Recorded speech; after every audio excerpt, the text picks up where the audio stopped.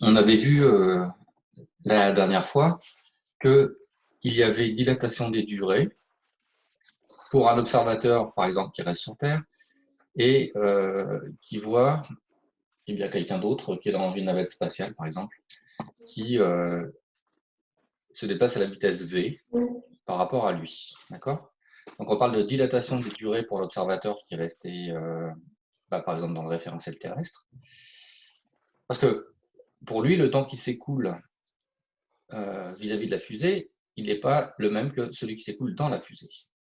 Donc, pour l'observateur terrestre, un événement qui a lieu dans la fusée et qui va durer, par exemple, une durée delta t', ce que mesurerait la personne dans la fusée, eh bien, lui va mesurer une durée plus longue. C'était bien plus long parce que ce qu'il y a au dénominateur ici, c'est plus petit que 1, puisqu'on a 1 moins quelque chose. 1 moins quelque chose qui est positif, donc là, il y a des carrés. Donc, le delta t sera toujours plus grand que le delta t'. Donc, ça, on avait déjà répondu. Gamma, ça s'appelle le facteur de Lorentz. Bon, il est toujours supérieur à 1. Quelle est celle qu'on appelle la durée propre? Eh bien, c'est delta t'.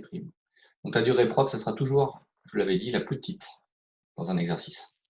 On aura toujours ça, donc si vous avez une hésitation, ce sera toujours la plus petite valeur, ce qu'on appelle la durée propre. Alors maintenant, on va enchaîner avec la fin du diaporama. Donc ce que vous avez à l'écran, là, considérons l'observatrice O. Elle dispose d'un système optique identique à celui de O'. Et en gros, elle va faire, elle, l'expérience au sol. D'accord? Donc, il y avait la question 19 qui était calculer la durée delta t. Alors, quand il n'y a pas de prime, c'est pour l'observatrice terrestre.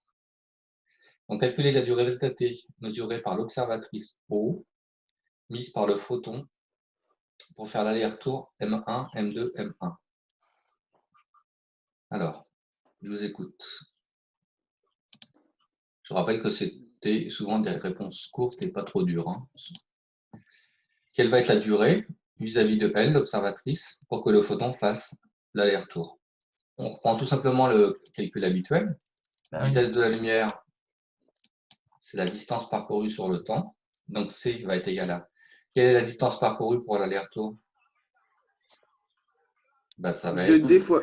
Ouais, 2D, il y a 2D sur V? ça va être 2D. Sur C, pardon. DD? Non, sur V. 2 fois D, Ah oui, oui. divisé par le temps qu'on cherche. Oui, voilà ça. D'accord? Donc, la question, c'était de trouver le temps. Ben, le temps de cette expérience, on le connaît déjà. C'est celui qu'on avait trouvé déjà lorsque l'observateur, vous vous souvenez, faisait lui-même l'expérience. La question 19, elle se termine par une petite question. S'agit-il d'une durée propre ou non? Alors, est-ce qu'il s'agit d'une durée propre ou non? Moi, je dis que oui. Oui. Oui. Alors, la réponse est bien oui. Pourquoi? Parce que l'observatrice est Dans le même référentiel que dans le même le référentiel photon. que l'expérience. Oui, c'est ça. Voilà. L'observatrice est dans le référentiel terrestre, tout comme l'est l'horloge qui mesure l'expérience. Et l'expérience est juste à côté. Donc oui, c'est une durée propre. D'accord. Voilà. Comparer cette... Ce qui fait que c'est une durée propre, c'est le fait que le système qu'on étudie n'a pas un mouvement par rapport au référentiel duquel on étudie, c'est ça? Alors, oui, c'est ça, c'est une durée propre, parce que c'est une expérience qui est mesurée Ouais. avec une horloge qui est dans le même référentiel que l'expérience elle-même. D'accord, ok. Ouais. D'accord? Ok. Voilà. Là, ce que vous avez à l'écran, c'est déjà la réponse à la question d'après, qui est la question 20. Comparez cette dernière durée avec delta t' propre, ce qu'on avait trouvé quand c'était eh bien, son collègue qui faisait l'expérience dans la fusée. Bah, évidemment, vis-à-vis de son collègue, lui, quand il faisait l'expérience dans la fusée, bah, il trouvait la même expression. Lui, il avait trouvé aussi 2D sur C. Donc, si vous voulez, l'expérience ne change pas, quel que soit l'endroit où vous la faites. Que vous fassiez l'expérience sur Terre ou que vous fassiez l'expérience dans la navette, eh bien, les lois de la physique sont les mêmes. Donc, il n'y a aucune raison que le temps change. On va avoir un problème de temps, c'est-à-dire de différence de durée, eh bien, lorsque il y a un mouvement d'un référentiel par rapport à l'autre. OK? Et donc, voilà pourquoi la réponse à la question 20, c'était ça. C'était que finalement, les deux temps propres sont les mêmes. Cette égalité-là, ça veut dire que quel que soit le référentiel où vous êtes, tant que vous êtes à côté de l'expérience, la durée mesurée par l'aller-retour de photons ne change pas. Alors, continuons. Ce qui va se passer maintenant, c'est que c'est l'observateur qui est dans la navette qui va regarder l'expérience qui se fait au sol. Donc, en fait, c'est la situation inverse de ce qu'on avait vu la dernière fois. La dernière fois, c'était l'observatrice qui regardait l'expérience qui se faisait dans la navette et voyait passer la navette. Et bien là, c'est le contraire. Donc, pour nous, la navette, elle ne bouge pas parce que maintenant, on se met à la place de l'observateur au prix. Donc, lui, il voit défiler la Terre qui est en dessous. Je vous remonte cette animation magnifique. La question. Peut-être que vous avez déjà une idée de la réponse. La question. Voilà, je vais vous poser. La fusée, elle va toujours à 95% de la vitesse de la lumière? Elle va toujours à une vitesse qu'on appelle V. Ouais, voilà. Ma question. Pour l'instant, juste comme ça, votre opinion. Est-ce que vous pensez que par rapport à l'observateur O', qui lui mesure l'expérience depuis sa navette, est-ce que lui, à votre avis, il va avoir une dilatation des durées de l'expérience ou une contraction des durées? Il va y avoir une dilatation. Donc, tu penses qu'il va avoir aussi une dilatation comme elle avait, c'est ça? Ouais, je pense, ouais. Alors, Parce que pourquoi? c'est toujours le même problème. Oui, c'est-à-dire? Il va voir le photon parcourir plus de distance qu'elle, du coup, il va falloir dilater le temps, pouvoir revenir à la vitesse de la lumière.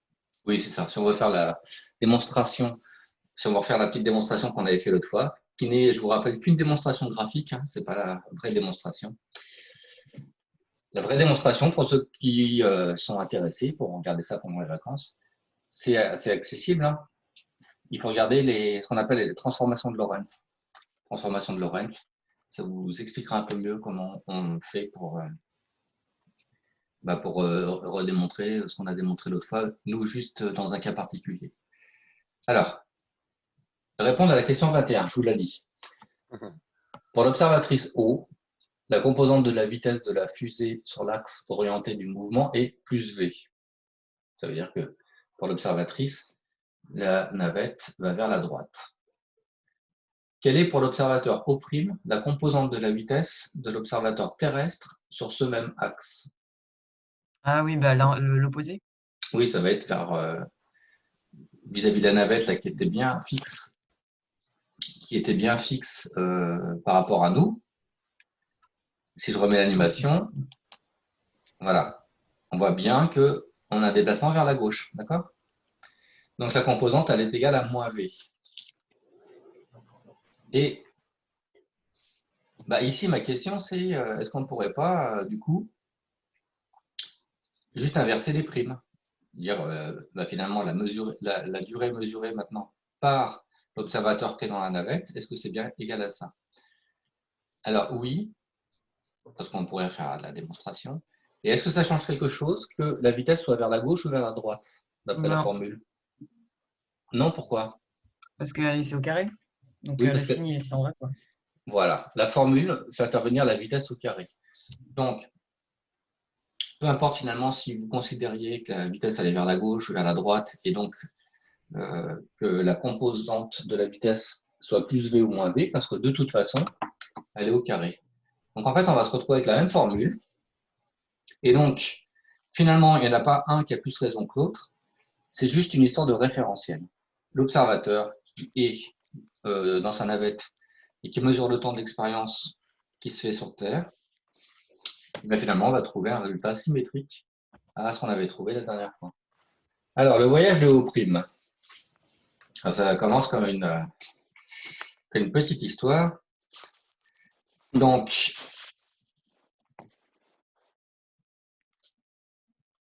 après une phase d'accélération au voisinage de la Terre, O' a atteint sa vitesse de croisière V.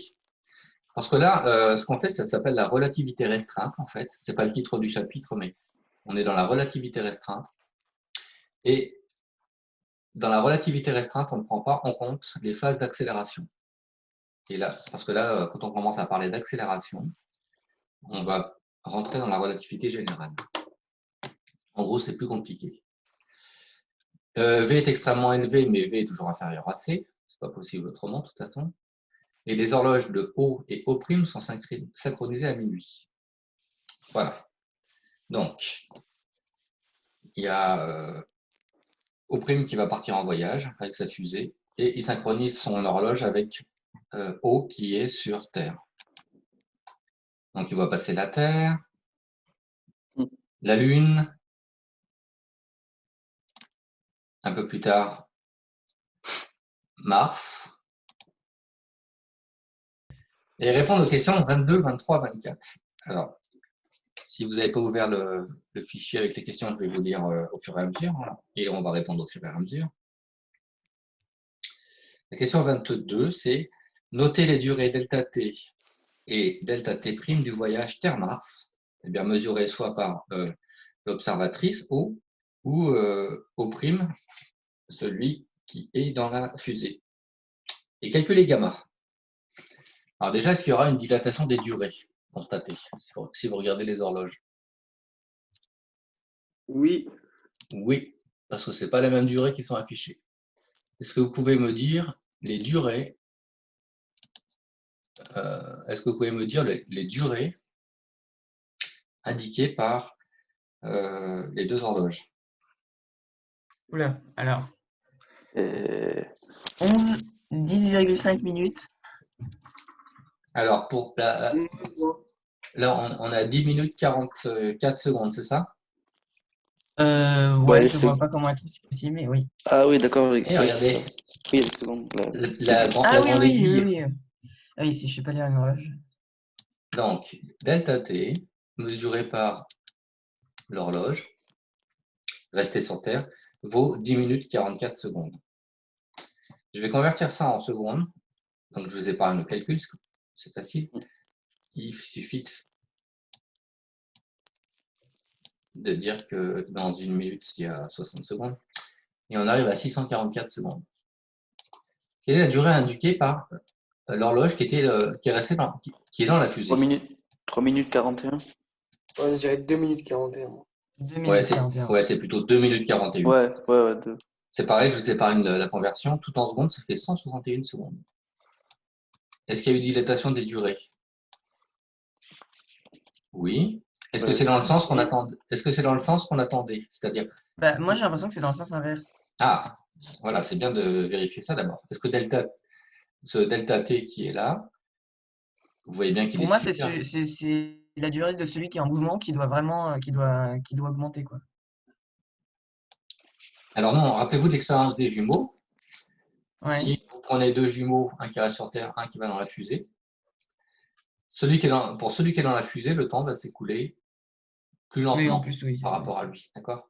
Donc c'est logique que par rapport à l'observateur, enfin non, il n'y a rien de logique. Il n'y a rien de logique en fait, parce que c'est contre-intuitif la relativité. Mais c'est logique par rapport à ce qu'on avait vu la dernière fois. Le temps pour l'observateur terrestre est plus long que pour celui qui est dans la fusée en mouvement. D'accord? On nous demande de calculer gamma, le facteur. Comment on fait? Bah, c'est l'un sur l'autre. Enfin, Bah oui, c'est delta t sur delta t'. exact. C'est l'un sur l'autre. Alors, vous devez vous rappeler que la gamma doit être supérieure. Si vous ne savez pas quoi diviser par quoi, bah, rappelez-vous que gamma, c'est le facteur de Lorentz, c'est le facteur de dilatation. Il est toujours supérieur à 1. Donc, si vous avez un doute, bah, c'est le plus grand divisé par le plus petit. Si vous êtes trompé, de toute façon, vous aurez gamma inférieur à 1 et c'est faux.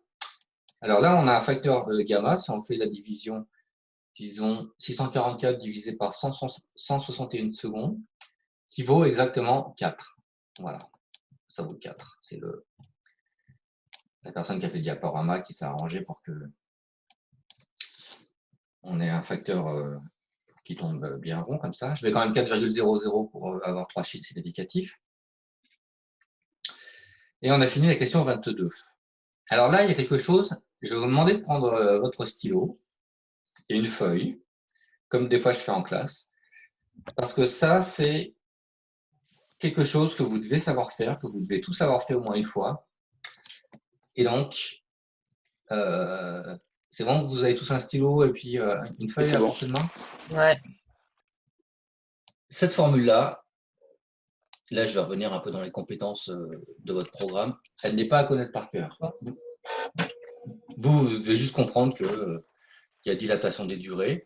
Le facteur de dilatation qui est là, il n'est pas à connaître par cœur. Il vous sera donné dans les exercices. Eh bien, ce que je voudrais que vous fassiez, là, c'est pour ça que je vous ai demandé de prendre un stylo et un papier, c'est en déduire la vitesse de la fusée. C'est-à-dire, on connaît gamma, C, c'est la vitesse de la lumière, vous la connaissez. Est-ce que vous pouvez, sans changer, sans remplacer par les valeurs numériques, vous laissez gamma comme ça, vous ne mettez pas 4. Est-ce que vous pouvez en sortir? Eh bien, l'expression de V. Alors, je vous laisse faire. Il faut peut-être 1, 2, 3 ou 4 étapes.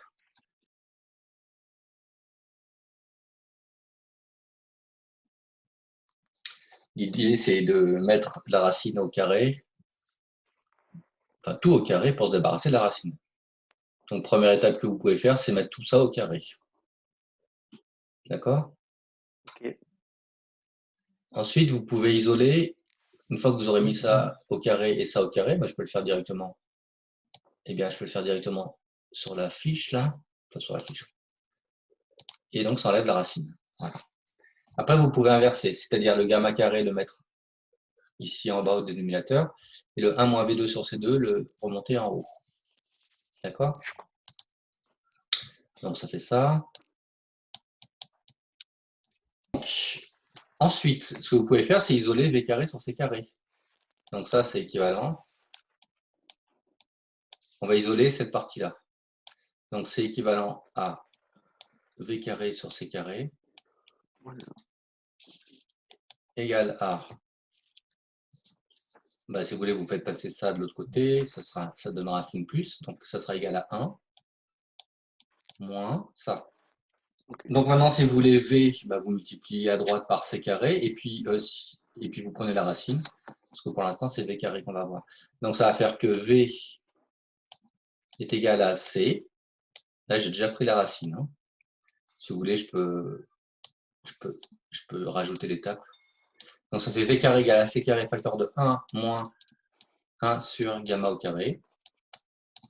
Et nous, on ne veut pas V carré, on veut V. Donc je prends la gomme, j'enlève V carré, et je prends la racine. Voilà. Et du coup, que la racine de la parenthèse. Et voilà, c'est voilà. ça. Donc voilà la formule qui était attendue. L'application numérique. L'application numérique, je ne sais pas si c'est très important.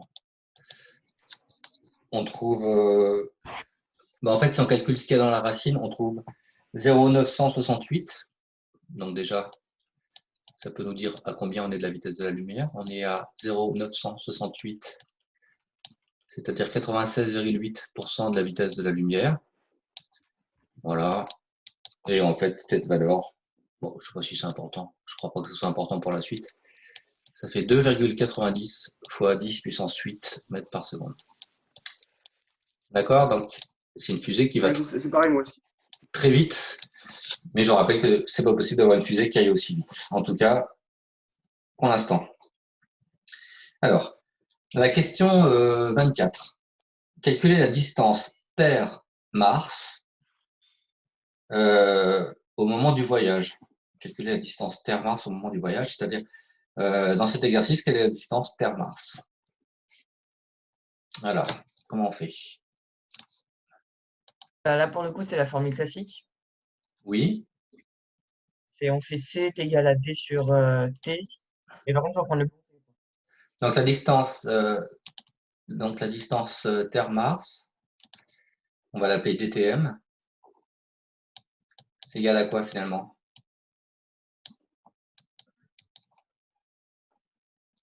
Ah non, mais on utilise la vitesse de la fusée, la différence de temps entre les deux, non? Oui, c'est ça. On va dire que la distance, c'est la vitesse fois la durée. La vitesse de quoi? La vitesse de la fusée. Ouais. Petite question. V, c'est La durée du parcours. Alors justement, je dois prendre le delta t ou je dois prendre le delta t prime? pour avoir la distance Terre-Mars? Oui, c'est vrai. Je suis un nanana.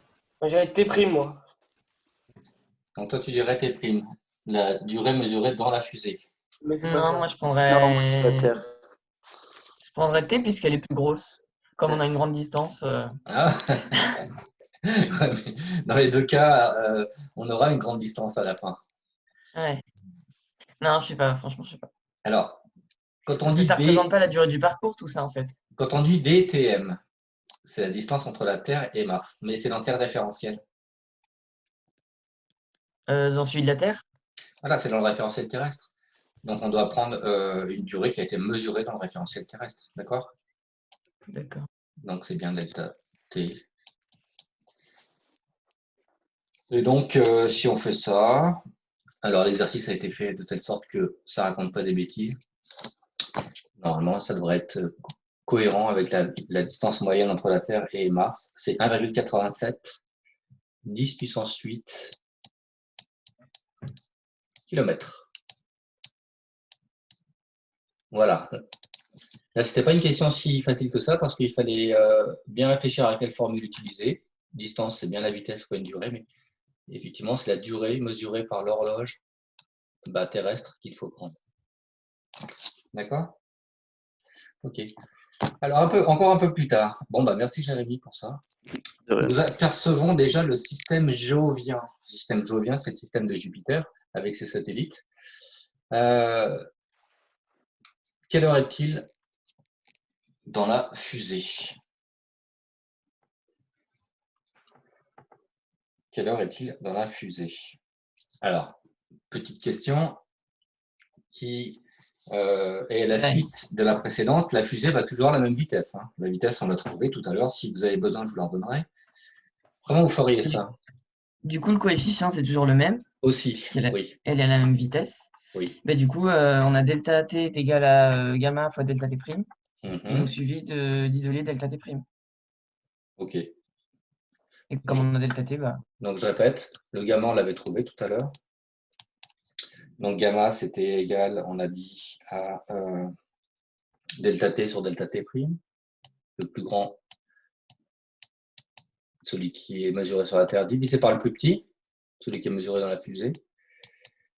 Nous, on a le plus grand, on a la durée au niveau de la Terre, et on cherche celui de la fusée. Donc, delta t', le temps mesuré par l'horloge de la fusée, ça va donc être égal à delta t sur gamma.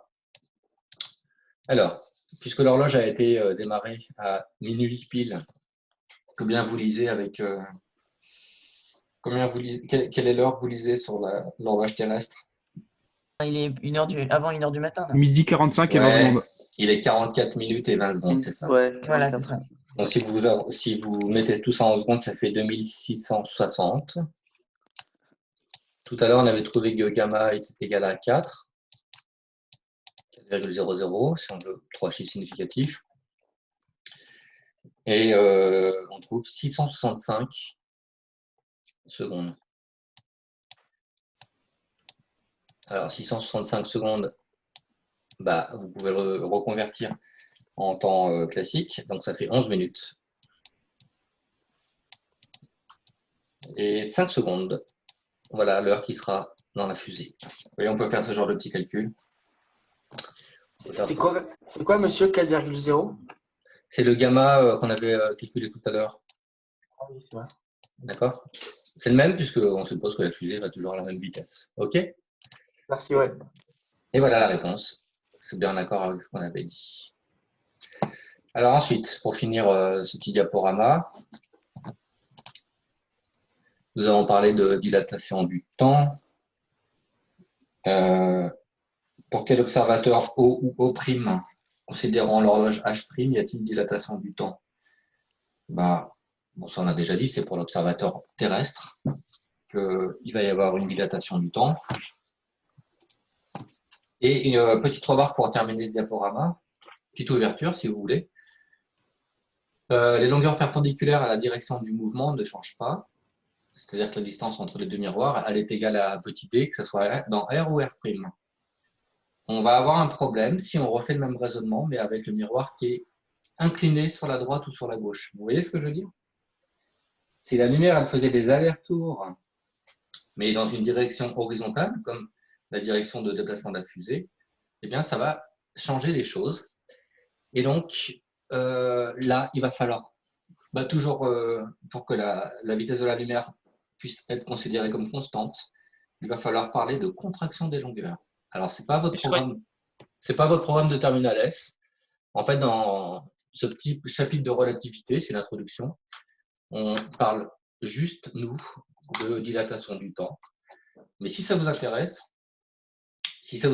eh bien, il y a des vidéos qui expliquent bien. Alors, Hippolyte m'en avait montré une qui était bien, c'était sur Science Click. J'en ai trouvé Il y en a une. une aussi. J'en ai trouvé une autre qui est encore plus explicite, qui est bien expliquée. Hein. Je crois que c'est un Canadien, vu l'accent. Et je vous l'ai mis dans Atrium. J'ai mis le lien dans Atrium. Ça, c'est si vous voulez approfondir un peu et comprendre cette histoire de contraction des longueurs. Je crois qu'il y a une petite animation à la fin du diaporama. Ouais, Par exemple, l'observateur au non, prime, le physique, ça marche enfin. croisant le système Terre-Lune, verra plutôt ça. Ah, contraction des longueurs. Et s'il va plus vite, la contraction des longueurs encore plus. Ah ouais. Mais en plus, Qu'est-ce que ça vient faire là, ça? eh bien, comme ces planètes émettent de la lumière, on va avoir aussi un effet Doppler. Voilà la superbe animation. Oh. Ça, Ah oui, d'accord. c'est un truc qu'il faut rajouter, mais c'est pas. Et voilà, vous avez la fin de ce diaporama. Donc, cet appareil, c'est le détecteur de muons. Donc, c'est un détecteur de particules qui a été, si vous voulez, conçu pour spécialement détecter les muons. Et quand vous faites ça, donc je vous montrerai cette expérience, et ben, quand vous faites ça, vous voyez que les muons qui arrivent à la surface terrestre, et ben, ça arrive en permanence et il y en a un paquet. Il y en a vraiment beaucoup, beaucoup. Donc là, en tête, j'ai plus l'ordre de grandeur de combien il nous en arrive sur Terre par mètre carré et par minute, par exemple. Mais c'est très important. Ils sont très énergétiques aussi, c'est-à-dire que, comme je vous disais l'autre fois, si vous mettez ce détecteur dans une cave ou même au bâtiment G du lycée, quand vous êtes au bâtiment G du lycée dans une salle, il faut quand même penser que, eh bien, vous avez le plafond qui est en béton et vous avez encore un autre plafond en haut du 3e étage, donc qui traverse déjà, je ne sais pas, presque 1 mètre de béton. Et vous en recevez toujours beaucoup. Donc voilà des particules très très énergétiques. Qu'est-ce qui va être intéressant pour nous dans cet exercice? Si vous avez le temps de lire rapidement, eh bien,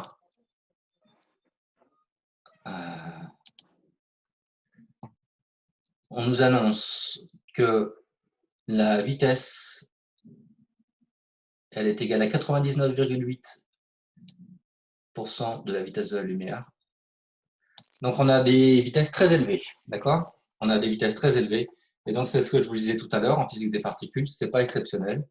Là, on ne parle pas de la vitesse d'une fusée, mais on parle de la vitesse d'une toute petite particule. Donc, les muons. Voilà, un muon, c'est comme un gros électron, mais instable.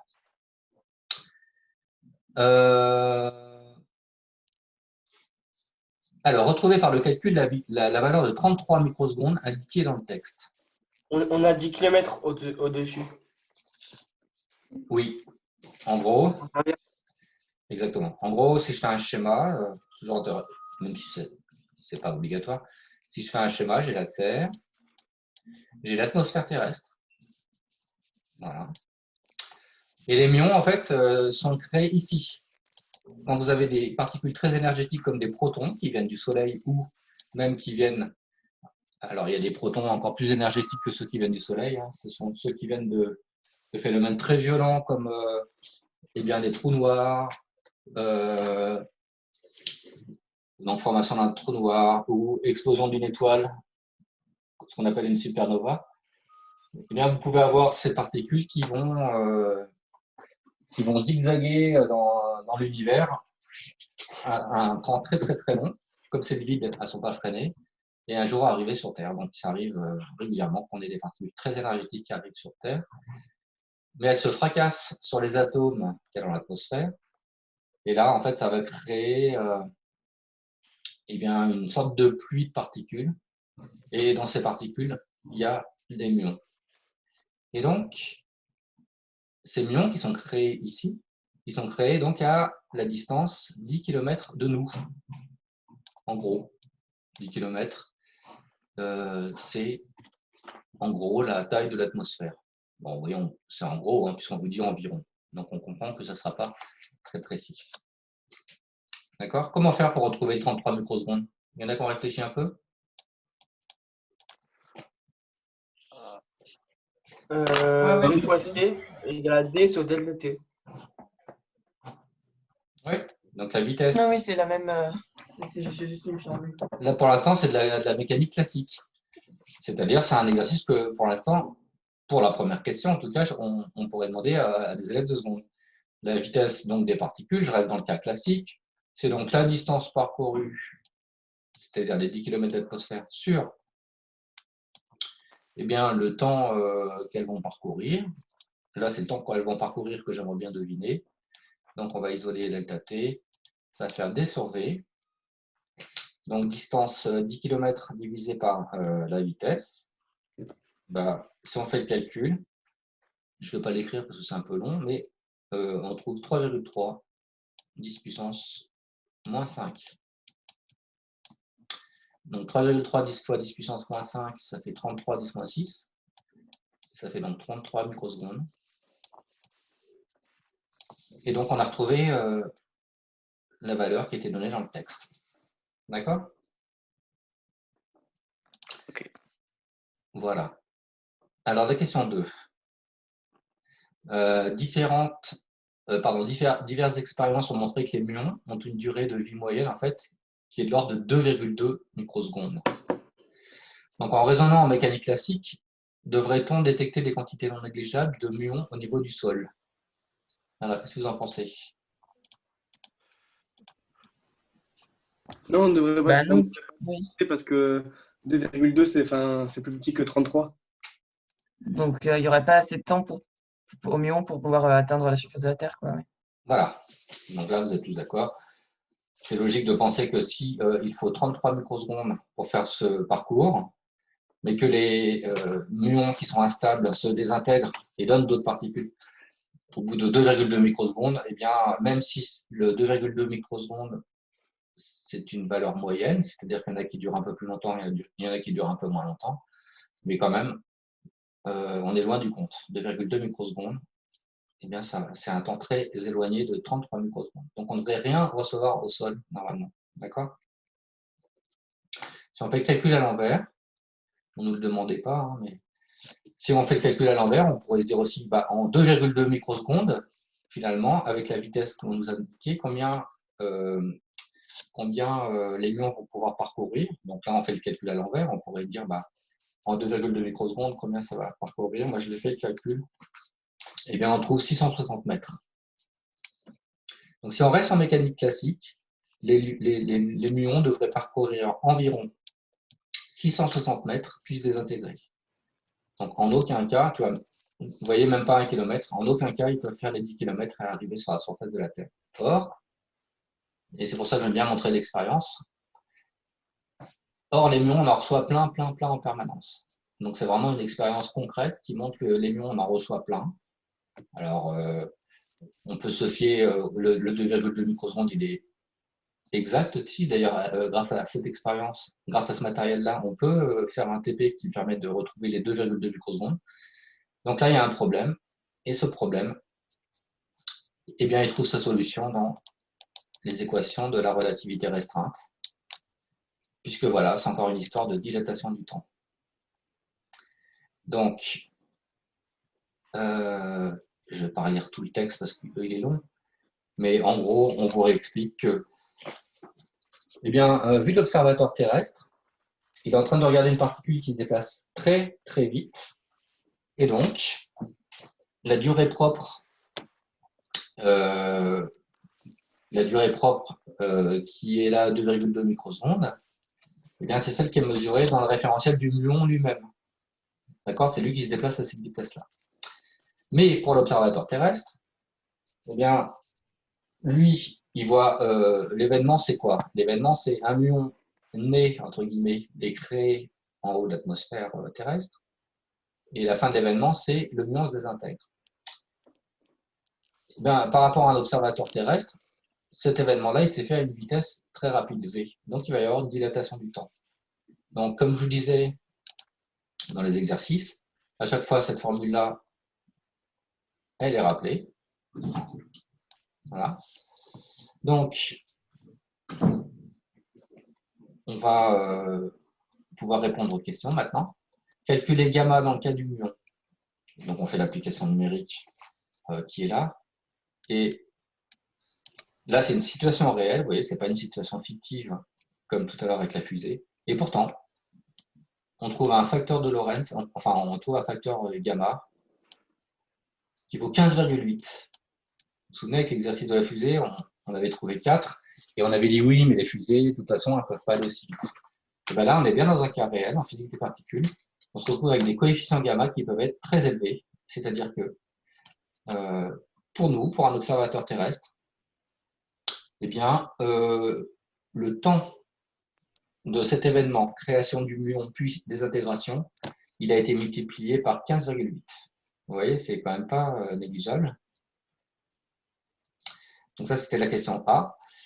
Pour la question B, en déduire la durée de vie moyenne mesurée par un observateur terrestre, delta T', d'un muon se déplaçant à la vitesse de valeur V. Alors, quel calcul je dois faire? Qu'est-ce que je vais avoir comme calcul à faire pour trouver delta T'? Ben, pareil, on utilise le coefficient. Voilà. Donc, je vais dire que delta T', c'est égal à gamma multiplié par delta T0. Alors, par rapport au vocabulaire, c'est là où vous devez faire le bon choix quand même. C'est-à-dire que le gamma qu'on vient de calculer, bon, il est rappelé le gamma, mais vous devez l'utiliser correctement. Donc, vous devez l'utiliser correctement, c'est-à-dire que vous devez multiplier ce gamma par le delta T0. Quelle était la valeur de delta T0? 2,2, non? Oui, c'est ça. Et entre delta T0 et delta T', qu'est-ce qu'on appelle la durée propre? Ce n'est pas une question qui a été posée, mais c'est une question qui est souvent posée dans les petits exercices de type bac comme ça. Quelle est celle qu'on appelle la durée propre? C'est delta T0 ou c'est delta T'? Ben, c'est la durée qui est mesurée avec le muon, donc c'est pas delta T0, c'est l'autre. Si, c'est delta T0. Ah. Le delta T0, c'est celle qui est mesurée dans le référentiel du muon lui-même, c'est-à-dire la durée propre, ça va être les 2,2 microsecondes. D'accord? Bon, d'ailleurs, c'était écrit un peu plus haut, mais c'était pour voir. Ah. C'était écrit juste un peu plus haut. Alors, juste, il faut vous maîtriser le vocabulaire. En comparant delta T' et delta T0, expliquez l'expression dilatation des durées. Eh bien, oui, bah, là, c'est puisqu'on multiplie delta T0 par un nombre plus grand que 1, on a effectivement delta T' qui est plus grand. Je n'ai pas donné de résultat, en fait. Alors, si on fait le calcul, on trouve 35 microsecondes. Alors, pourquoi? Et là, ça permet de répondre à la dernière question. Dernière question. Comparer delta T' à la valeur 33 microsecondes qu'on avait trouvée au début du texte et conclure. Alors, pourquoi ça permet de tout expliquer, ce qu'on vient de trouver là?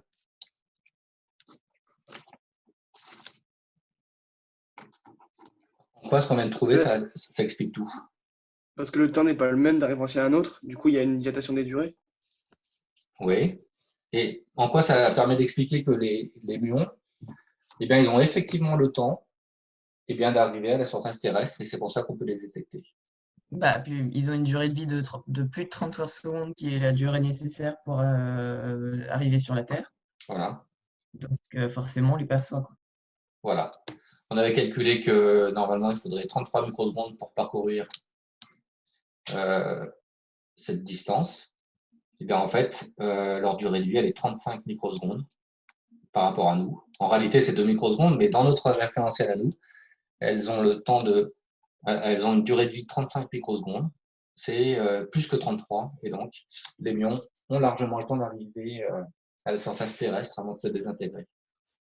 D'accord? Le chapitre 10, là, qu'on va commencer aujourd'hui, c'est pas non plus un gros chapitre. Voilà.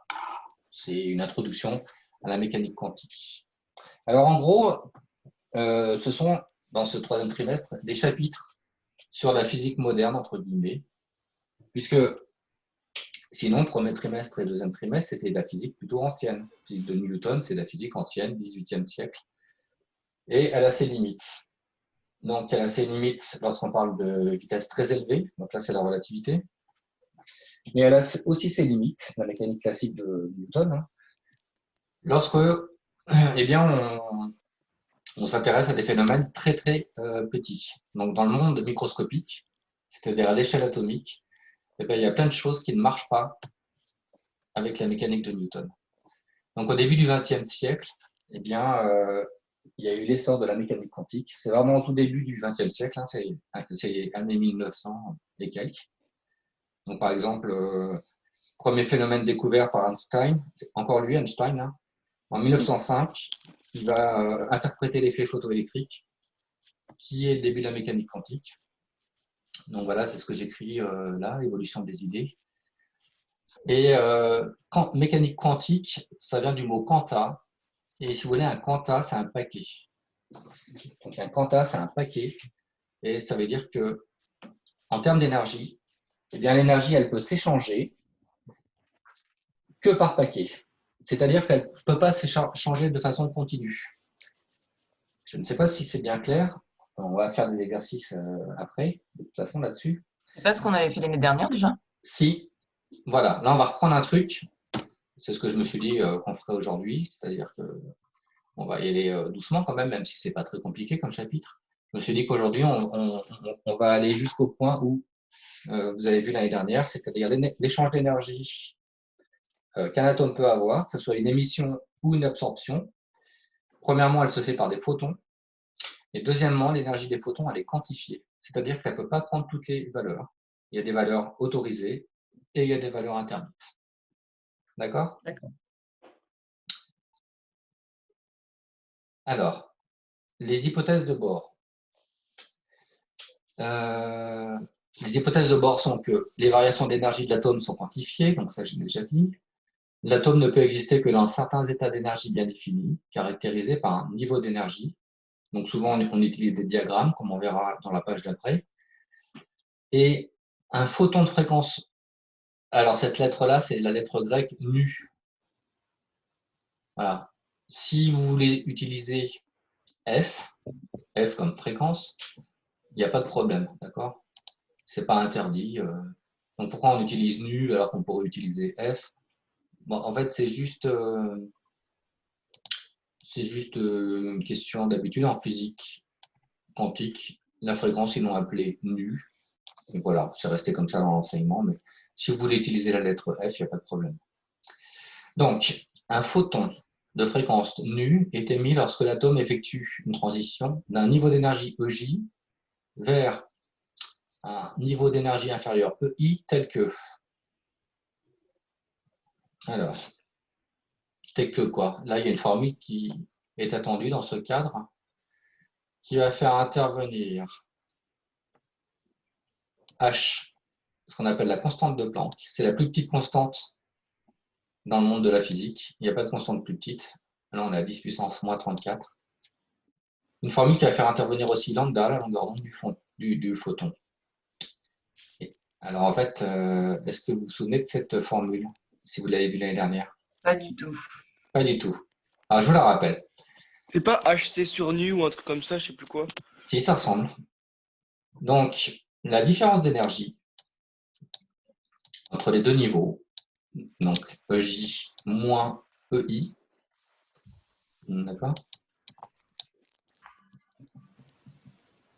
elle est due à l'échange d'un photon. Donc là, on parle d'un photon émis. Eh bien, elle est due à l'émission d'un photon qui va avoir cette énergie-là. La différence d'énergie due à cette transition, je vais réexpliquer après ce que ça veut dire transition. Eh bien, elle est donnée par cette formule. Elle est égale à H fois nu. Okay. Mais nu, c'est la fréquence. Encore une fois, si vous voulez l'appeler F, vous pouvez. La fréquence, c'est l'inverse de la période. Vous êtes d'accord? Oui. La fréquence, c'est l'inverse de la période. Bon. Y, gros cave. Si on veut relier ça par rapport à la vitesse, là, on parle de photons, donc ils se déplacent à la vitesse de la lumière. Nu, ça va être égal à lambda, non? C sur lambda, exactement. D'accord? Si vous avez un doute, vous pouvez toujours vous dire, bon, alors C, c'est des mètres par seconde. Des mètres par seconde, ça veut dire lambda, c'est en mètres. Et des secondes, ça va être T la période. Donc, C, c'est égal à lambda fois la fréquence, qu'on appelle nu en physique atomique ou en physique des particules. Donc voilà, c'était juste pour vous retrouver que le fameux nu était bien égal à C sur lambda, d'accord? Donc si vous mettez nu, à la place de nu, si vous mettez C sur lambda, voilà la formule que vous aviez l'impression d'avoir déjà vue. La formule, c'est HC sur lambda. Voilà. C'est bon, S'il y ça a plusieurs photons qui sont émis en même temps, ça marche que pour un seul photon émis. Ça, c'est pour un photon. Voilà, ça, c'est pour un photon qui est émis. S'il y a une autre transition qui va avoir lieu, eh ben, il y aura un autre photon qui sera émis. OK? Mhm. Bon, alors les unités, là, les unités sont lesquelles? Ça, c'est énergie ou différence d'énergie. C'est en quelle unité d'après vous? Joule. Alors, on est en joules. Attention, en physique des particules ou en physique atomique comme Ah, ça, ceci, j'arrive. on exprime souvent les énergies en électronvolts. Donc, il faut faire des conversions si on veut utiliser cette formule. H, elle est donnée ici. Nu, si c'est une fréquence, c'est en quelle unité? C'est soit Hertz, soit des secondes moins 1. Voilà, c'est pareil, d'accord. Donc, on va prendre des hertz. Si on veut parler en termes de longueur d'onde, eh bien, lambda est en mètres. Donc là, c'est pareil, on donne rarement les longueurs d'onde en mètres, donc il faudra faire des conversions pour utiliser cette formule. Le plus qu'on ait à faire au niveau conversion, c'est surtout passer des joules à l'électronvolt. Donc voilà, comme c'est écrit en dessous, on parle souvent en termes d'électronvolt parce que c'est une unité qui est plus adaptée. Transition d'énergie. Donc les transitions d'énergie électronique, eh bien, vous avez un atome qui gagne ou qui cède de l'énergie en faisant transiter un électron d'un niveau vers un autre niveau d'énergie. Donc quand on parle de transition, tout à l'heure, quand on a utilisé cette formule-là, eh bien, et qu'un photon a été émis, qu'est-ce que ça veut dire? Eh bien, ça veut dire que cette énergie qui est absorbée quand un photon est absorbé, elle sert à faire monter un électron, si vous voulez, dans les couches électroniques supérieures. Inversement, quand vous avez un atome qui est dans un état excité, ça veut dire que vous avez des électrons. Vous vous souvenez des couches électroniques, hein, vous avez vu ça en seconde. Chaque atome a un certain nombre d'électrons et ces électrons se répartissent dans des couches électroniques. Et bien, quand un atome est dans un état excité, les électrons ne sont pas dans les couches où ils devraient être. Ils sont dans des couches plus hautes. Comment c'est possible? C'est possible si on a, d'une manière ou d'une autre, excité ces atomes. Ils vont naturellement se désexciter. Ça se fait tout seul, il n'y a pas besoin d'agir. Ils vont naturellement revenir à leur état fondamental, qui est le plus stable, par une émission de photons. Donc, ils vont perdre cet excès d'énergie en émettant des photons. Et cette émission de photons, cette émission d'énergie, permet aux électrons qui étaient dans des couches électroniques plus élevées que là où ils sont d'habitude, vont permettre à ces électrons de redescendre à leur état fondamental. Voilà, je ne sais pas si j'étais clair. Donc voilà. Les couches électroniques, c'est celles qu'on avait vues, c'est celles, les couches ML et K, là, c'est ça? Voilà, c'est ça. C'est ce que vous aviez vu. C'est ce que vous avez vu en seconde. Okay. Donc, les transitions électroniques, comme ceci, ça correspond à des photons de l'ordre de l'électronvolt, ordre de grandeur électronvolt. Un électronvolt, c'est 1,6 fois 10 puissance moins 19 joules. Ça, vous n'avez pas à le connaître par cœur. Et ça correspond à des photons qui sont dans le visible ou dans l'ultraviolet. C'est intéressant, ça veut dire C'est que... l'énergie que émet un photon qui émet dans le visible ou l'ultraviolet, c'est ça? Ouais. D'accord. En gros, ça correspond à toutes les transitions électroniques qui se passent eh bien, au niveau de l'hydrogène dans le Soleil, puisque le Soleil émet la lumière visible. Ok. Donc, toutes ces transitions électroniques qui sont les transitions de l'hydrogène, parce que le Soleil il est constitué d'hydrogène, essentiellement, eh bien, sont des transitions dans le visible. Alors, ce n'est pas tout. Vous avez aussi des transitions d'énergie vibratoire. Vous avez vu qu'il y avait des molécules. Dans le DM, c'était une molécule d'eau qui Ah peut oui. absorber de l'énergie et ça la met en vibration. Vous vous souvenez de ça? Donc, il y a des vibrations du type battement d'aile, comme un papillon. Vous avez aussi des vibrations du type ressort. C'était le modèle un petit peu de l'exercice. Et bien, ce qu'on ne vous disait pas dans l'exercice, précisément, c'est que l'énergie qui peut être absorbée par ces molécules d'eau ne peut pas être quelconque. C'est-à-dire que si vous envoyez un rayonnement sur une molécule d'eau, et si ce rayonnement il est quelconque, eh bien, en général, la molécule d'eau ne va pas absorber ce rayonnement. Il faut que le rayonnement Et corresponde... Oui, vas-y. les vibrations, ça a quelque chose à voir avec la chaleur ou pas du tout? Oui. Alors, tu penses à quoi exactement? Bah, quand on fait vibrer une molécule, par exemple, au micro-ondes. Oui, c'est ça, voilà. Une molécule d'eau, ça peut absorber certaines énergies. Ça correspond à une vibration, à une différence d'énergie. Et si vous lui envoyez n'importe quel rayonnement, en général, cette énergie ne sera pas acceptée. Alors, ce qu'on fait dans les micro-ondes, dans les fours à micro-ondes, c'est qu'une onde électromagnétique de longueur d'onde, c'est de l'ordre du centimètre, c'est des longueurs d'onde grandes, eh bien, sont envoyées. Cette onde électromagnétique, elle est pile calculée pour qu'elle soit absorbée par les molécules d'eau et les faire vibrer. Donc, en gros, quand vous mettez un aliment qui contient de l'eau, en général, les aliments ils contiennent tous de l'eau, et que vous envoyez une onde électromagnétique grâce au four à micro-ondes dans cet aliment, eh bien, les molécules d'eau vont absorber l'onde électromagnétique et donc vont absorber cette énergie. Conséquence, les molécules d'eau vont se mettre à vibrer et cette agitation, donc là c'est lié à ce qu'on a fait avant, cette agitation microscopique des molécules d'eau, ça correspond à une température qui va augmenter. D'accord? Vous avez Oui, compris? la température, c'est uniquement la vibration des molécules, enfin, ou des atomes. Exactement, exactement. D'accord. Ça veut dire que si vous mettez un objet qui ne contient pas d'eau dans un four à micro-ondes, eh Oui, bien, voilà, vous pouvez l'allumer et ça chauffe pas. ça ne chauffera pas. Parce Ouais. que c'est un rayonnement qui est pile le rayonnement absorbable par une molécule d'eau. Donc, c'est aussi de la mécanique quantique. Lorsque vous faites chauffer quelque chose au micro-ondes, c'est une application de la mécanique quantique, puisque vous envoyez une onde électromagnétique dont la fréquence est pile calculée pour qu'elle soit absorbée par des molécules d'eau. D'accord? Alors, l'énergie, elle est plus faible, puisqu'on est dans l'absorption et l'émission dans l'infrarouge.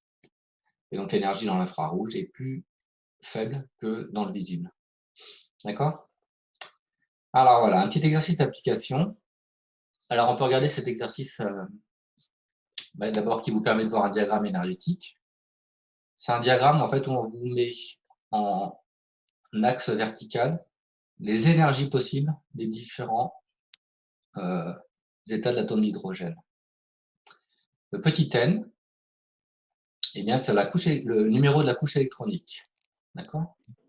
C'est le numéro de la couche électronique. Rappelez-vous que La 1, c'est la plus petite. donc la 1, c'est la plus petite. D'accord? La plus proche du noyau. Donc c'est pour ça qu'on appelle l'état fondamental.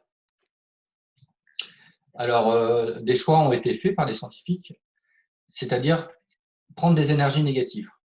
Bon, pourquoi pas, on a déjà vu que On a déjà vu que les énergies potentielles, par exemple, pouvaient être négatives.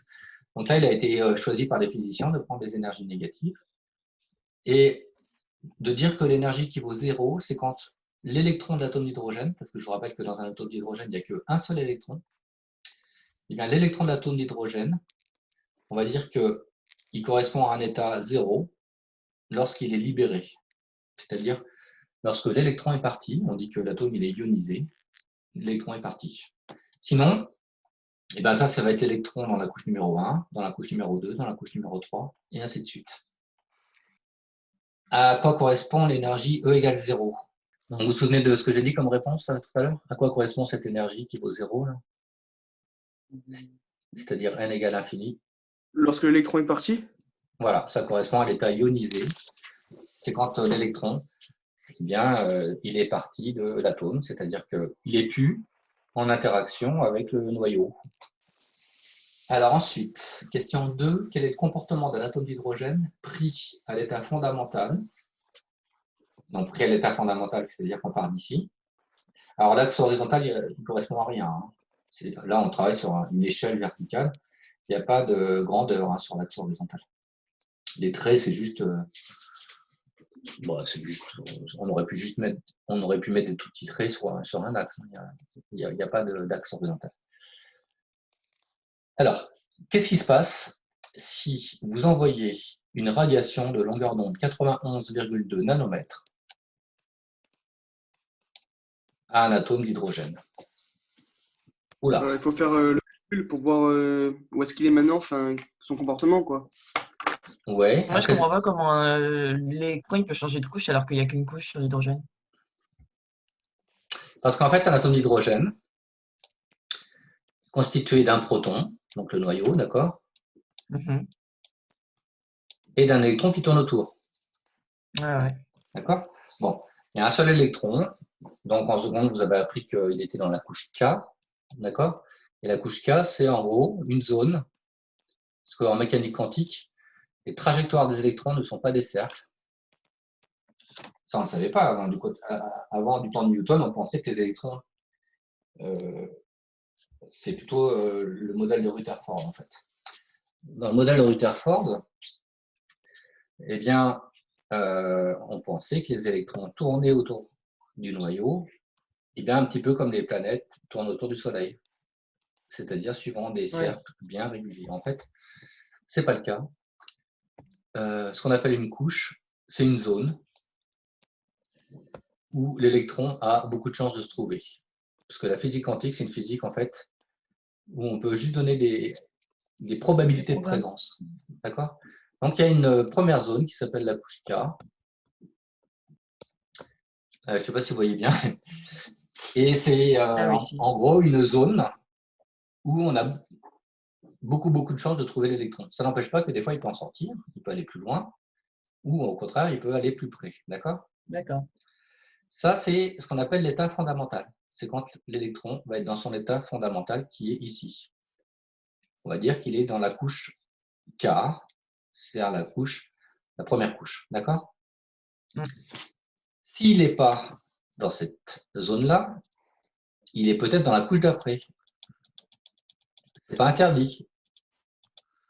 Mais du coup, il y a d'autres couches.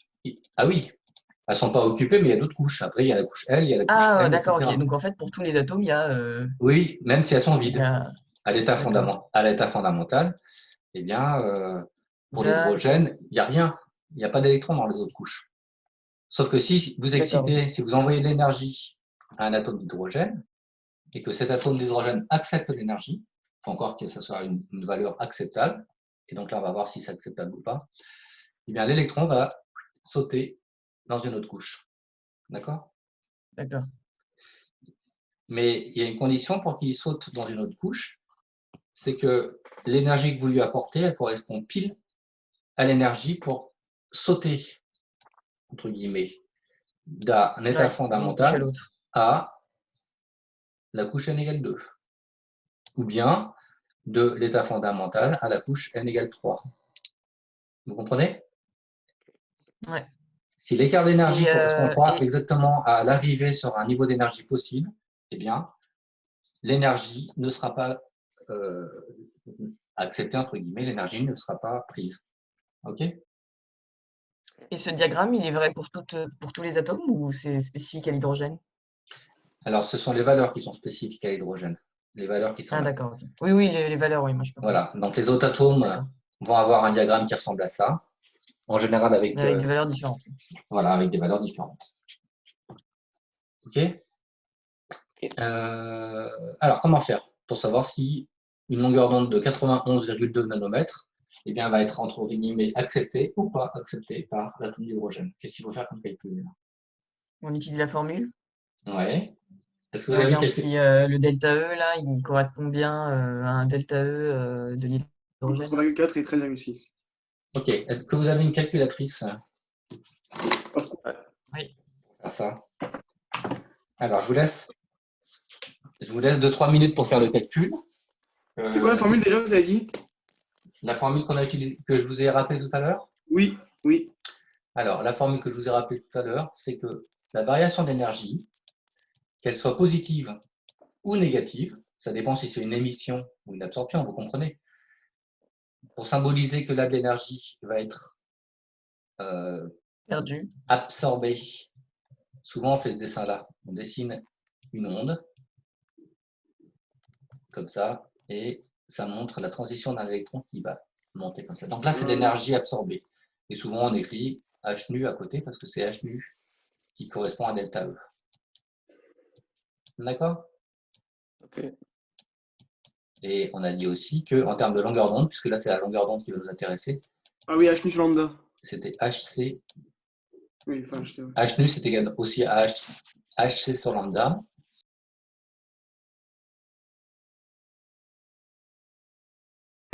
Alors, je vous écoute. Qu'est-ce que vous avez trouvé comme résultat? 1,36 électronvolts.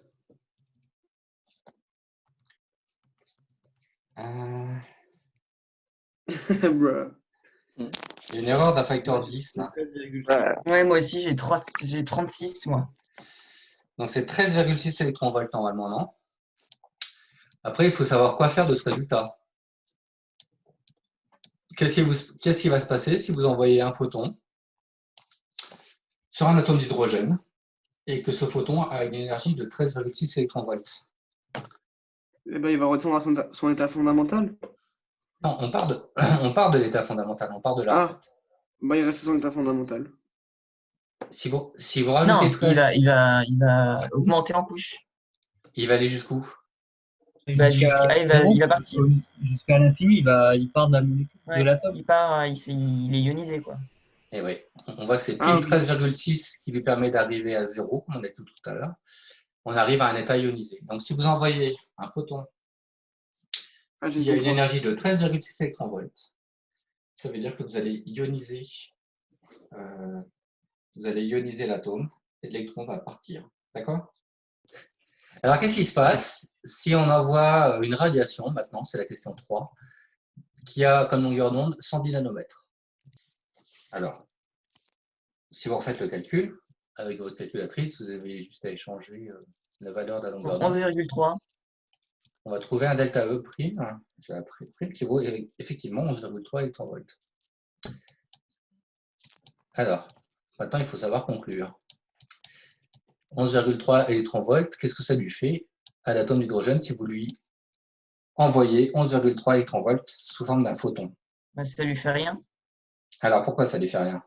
Parce que ça correspond à aucune couche, aucun changement de couche à l'énergie Ouais. correspondante. Si vous C'est envoyez... entre 3 et Oui, N2. ouais, on tombe sur moins 2,3 en fait. Si vous donnez 11,3 électronvolts en partant de moins 13,6, vous allez tomber quelque part à moins 2,3, quelque part par là, moins 2,3. Or, il n'y a pas de niveau permis à moins 2,3 électronvolts. Ici, il n'y a rien. Il n'y a pas de niveau permis. Donc, ça veut dire que cette énergie, elle ne va pas être absorbée par l'atome d'hydrogène. Si vous envoyez une radiation de 110 nanomètres sur l'atome d'hydrogène, ça ne va rien lui faire, puisque lui ne peut pas l'utiliser pour changer, pour faire une transition possible. Vous avez compris l'idée? Oui. Enfin, pour cet exercice, il y a une dernière question. mais là, c'est à l'envers. C'est une désexcitation, mais la formule fonctionne aussi. On va étudier ici une désexcitation qui se passe entre le niveau n égale 3 et le niveau n égale 2. Donc voilà, toutes les transitions en fait sont possibles et ça correspond à toutes les longueurs d'onde qui vont être émises par l'hydrogène. Donc là, on parle d'atomes d'hydrogène dans un gaz interstellaire. Voilà. Si je veux faire sur mon schéma, si je veux représenter sur le schéma la transition n égale 3 vers n égale 2, et bien déjà, quand on descend, là dans la question d'avant, on essayait de monter. Là, c'est plus de l'absorption d'énergie, c'est de l'émission d'énergie. On peut symboliser souvent ça comme ça en physique. On dessine une petite flèche ondulée comme ça vers la droite. D'accord? On dessine une petite flèche ondulée vers la droite. Ça montre qu'il y a un photon qui est émis. OK? Et bien la question, là voilà, la question est quelle est la longueur d'onde de la radiation émise? Alors comment on fait? On sort de la formule lambda. Alors on a toujours utilisé cette formule. Lambda égale à HC sur delta E. Voilà. Alors notez bien ici que le delta E, Et ben c'est N3 moins N2. delta en physique, c'est l'état final moins l'état initial. Donc là, on a un état final qui va avoir une énergie moins grande que l'état initial. Donc ici, notre delta E va être négatif, si vous voulez. Donc, si vous voulez utiliser cette formule tout le temps, que ce soit pour une émission ou une absorption, alors il est plus prudent, si vous ne voulez pas écrire de bêtises, de mettre une valeur absolue. Et comme ça, si vous mettez une valeur absolue à delta E, eh bien ça englobe le cas émission et absorption. D'accord? Parce que là, vous comprenez, si vous faites delta E, vous allez avoir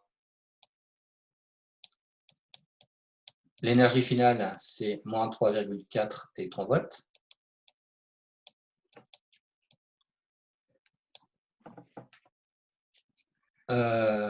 Moins l'énergie initiale, c'était moins 1,51. Donc moins moins, ça fait plus.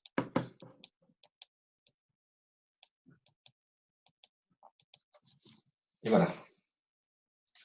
On tombe, si on fait la soustraction, sur 1,89 électronvolts. OK ?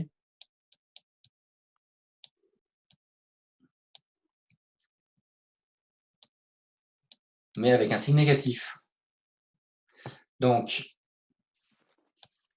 voilà pourquoi dans la formule, une longueur d'onde négative, ça n'existe pas. Donc voilà pourquoi dans la formule, il vaut mieux mettre les valeurs absolues ici pour éviter d'écrire des bêtises. D'accord? Une fois que vous avez sur 1,89 électronvolts, vous convertissez en joules, en multipliant par ici 1,6 fois 10 puissance moins 19 joules. Et vous n'avez plus qu'à utiliser cette formule à l'envers. Lambda est égal à HC sur delta E. Normalement, parce que tes nombres sont bons par ailleurs, normalement, moi j'ai trouvé 657 nanomètres. Du coup, 657 nanomètres, est-ce que c'est une radiation visible ou pas? Oui. Alors Ouais. oui. Oui, pourquoi? C'est compris entre 400 et 800. Voilà. Ça fait partie aussi des choses que vous devez connaître, mais ça, vous devez normalement connaître depuis la seconde.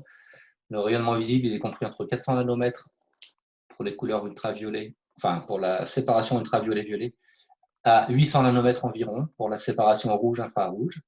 Et donc là, on est à 657 nanomètres. Eh bien, on est bien dans le visible. D'accord? Ok. Si je me souviens bien, les lasers rouges du lycée, ils sont à 650 nanomètres. Donc là, à 657 nanomètres, on est déjà dans le rouge en fait, hein, même si le rouge, il va jusqu'à 800. À 650 nanomètres, on est déjà dans le rouge. OK? Ok. Alors, là, je pense qu'on va s'arrêter là pour aujourd'hui.